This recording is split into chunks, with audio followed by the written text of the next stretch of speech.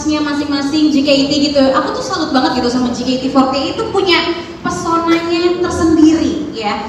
Kalian tuh bersinar dengan cara kalian sendiri gitu. Nah, tapi dengan sinar yang kalian punya saat ini, itu kan pasti penuh dengan kerja keras, juga berawal dari mimpi gitu ya. Makanya kalau kita tarik lagi sebelum ke JKT48 ya, sebenarnya mimpi kalian tuh apa sih gitu ya? Dan apakah saat ini sudah terwujud? Boleh Z dan juga Freya? Ya. Kalau aku, mimpi aku emang aku tuh dulu pengen banget buat ada di dunia hiburan atau entertainment. Karena dari kecil aku melihat orang yang syuting tuh menurut aku pekerjaan yang asyik banget gitu. Dan aku berpikir bahwa aku bakal enjoy banget sih kalau aku ada di dunia entertain ini gitu kan. Walaupun aku emang sebelum masuk JKT48 gitu ya, dulu tuh aku tomboy banget gitu ya, rada laki gitu. Tapi ya aku mungkin karena aku suka sama girl group, boy group penyanyi gitu, jadi aku emang suka nyanyi dan nari sampai akhirnya aku audisi JKT48 dan aku juga keterima di JKT48 sebagai generasi ke-7 waktu 2018 lalu. Jadi kurang lebih aku di JKT48 udah 5 tahun. 5 tahun. Iya, jadi justru dulu aku mikir banyak banget kayak potensi-potensi yang aku tuh yang biasa aja, malahan di JKT48 itu bisa dikembangkan dan jadi sesuatu yang pencapaian-pencapaian baru buat di grup JKT48 gitu. Jadi aku bersyukur banget sih awalnya aku bermimpi, emang aku pengen dan passion aku kerjain, akhirnya aku bisa dapetin yang aku mau sekarang gitu. Terima kasih. Wow, berawal dari mimpi ya. Katanya dulu tomboy banget, apakah sekarang udah girly banget? Iya, supaya Oke, kalau Freya gimana? Kalau aku tuh emang dari kecil juga suka nontonin kartun-kartun yang nari sama nyanyi juga kan. Jadi itu udah kebawa juga, aku suka nyanyi, aku suka nari dari waktu SD juga udah suka ikut ekskul nari, terus paduan suara gitu-gitu. Terus menurut aku di JKT48 juga gak gampang sih ya, gak segampang membagikan telapak tangan juga gitu. Banyak hal yang kita korbanin juga, tapi aku seneng karena merasa keren aku bisa berada di sini sebagai member JKT48 karena itu emang udah impian aku dari kecil banget juga kan. Terus kita juga udah 5 tahun aku sama Kazi sama Kak Kristi sama-sama dari generasi 7 juga bertahan sampai saat ini. Kalau impian yang terwujud mungkin beberapa sudah ada ya, seperti kita berada di sekarang ini untuk press conference ini kan kayak keren juga ya gitu.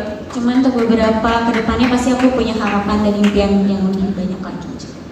Oke, jadi sudah bermimpi dari kecil tapi gak berhenti sampai sini gitu ya. Akan selalu ada mimpi-mimpi yang akhirnya terlahir dan berusaha untuk diwujudkan dengan kerja keras dan juga tekad yang luar biasa. Oke, wow, luar biasa. Thank you so much buat Z dan juga Freya. Sekarang aku mau lanjut nanya ke Gracia dan juga ke Kristi gitu. Kalau misalnya tadi Z sama Freya udah cerita, ini mimpi aku dari kecil. Terus Z juga, aku tuh dulu tomboy banget, sekarang udah girly kok, udah more girly gitu ya. Nah itu kan berarti harus ada proses transformasi diri gitu ya yang dilalui. Atau mungkin kayak langkah-langkah berani kayak mutusin oke deh audisi gitu. Padahal kan seperti yang Freya juga bilang, di JKT ini banyak perjuangan yang gak semudah itu gitu ya. Nah ngomongin soal transformasi diri dan juga langkah berani nih ya yang diambil untuk mewujudkan mimpi. Kalau dari Gracia dan juga Kristi, langkah-langkah apa aja yang akhirnya kalian lakukan gitu ya, kalian lewati untuk akhirnya bisa berusaha untuk wujudin mimpi kita? Silahkan.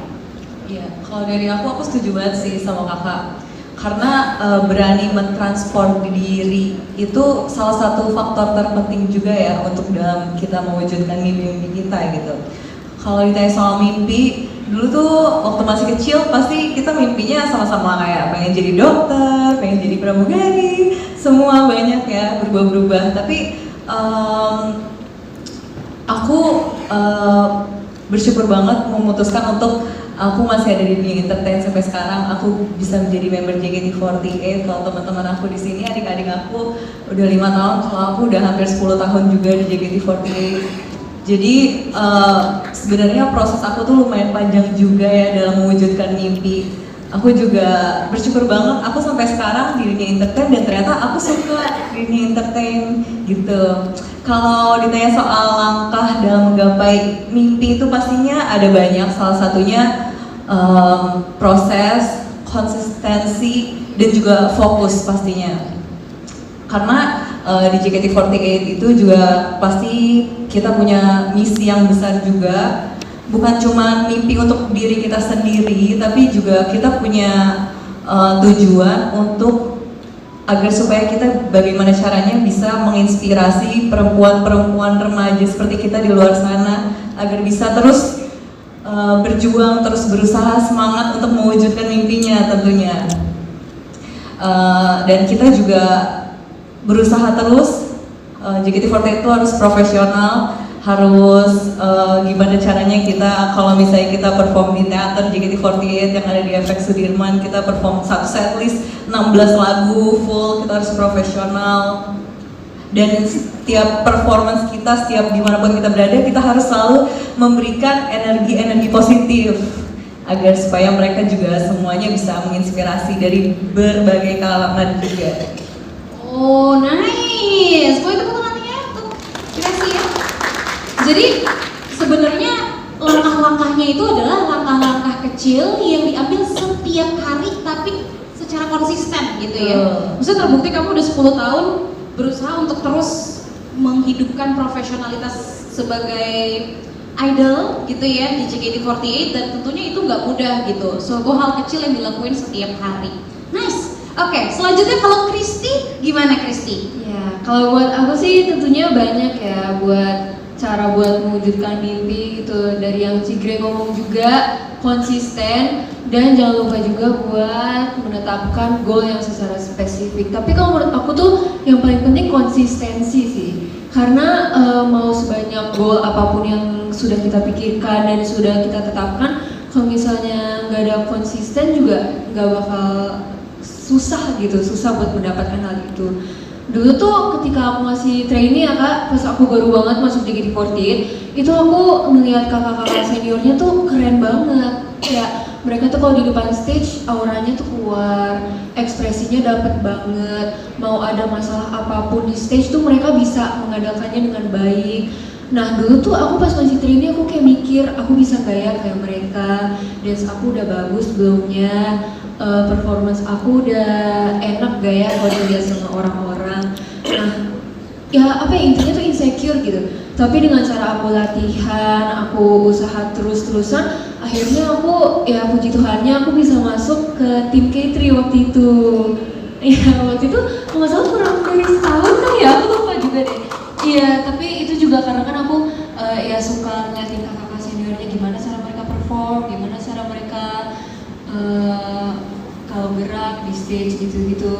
Dan ya puji Tuhannya juga aku pernah masuk Senbatsu juga kan, Saga Original. Ya intinya itu selagi kita berusaha, ya usaha itu kan tidak akan mengkhianati hasil ya kak. Bener apa benar? Benar. Dan pelan-pelan pun jalan akan terbuka dan kesempatan itu akan berdatangan. Meskipun pelan-pelan tapi ya pasti gitu kan kalau konsisten juga. Dan tentunya itu semua berhasil diraih ya karena kita mau dan berani untuk mengubah diri kita menjadi lebih yang baik sih gitu. Oke.